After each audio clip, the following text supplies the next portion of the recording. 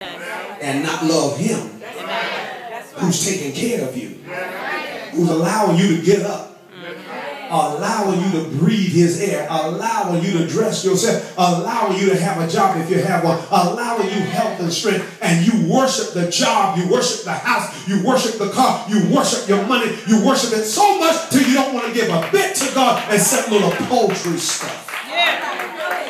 You cannot enjoy the real blessings of God if you're going to cheat on God and he let you have it in the first place. Y'all not saying amen. Oh God, I wish I had some help. Tell it anyhow. I'm getting ready to, I'm going to close on this.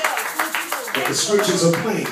He left them out because of the way they lived. I wasn't there, so it can't be my knowledge. I got to depend on what other authors have said. I looked at both sides. I'm going with what Dr. Clarence Lockyer said. Amen. Because he gives scriptures to back his up. Yes. The other person gave an opinion, but no scriptures. So I couldn't go with that because that looked too much like God tolerates sin. But God don't tolerate sin. Amen. Even this day, God don't tolerate sin. You live in the way you want. Doesn't matter what the president say. Doesn't matter who married who. That's right. Joe can marry Joe.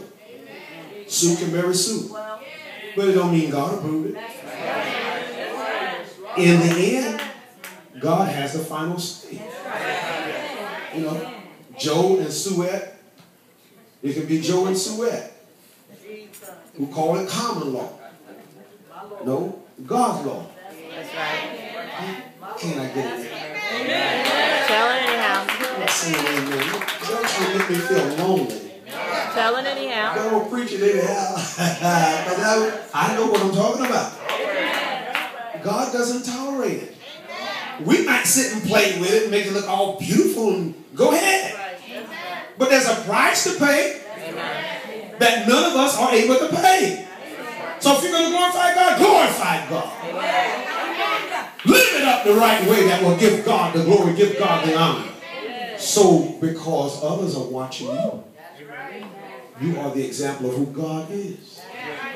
Some folk want to come to church because of you. Some people might want to be saved or not because of me. Not you, me. I'm God's example. I'm the one that can cause people to go astray. That's right. Even though they shouldn't be looking at me. But I'm one of God's examples. And God's holding me accountable for the way I live. Amen. Believe it or not.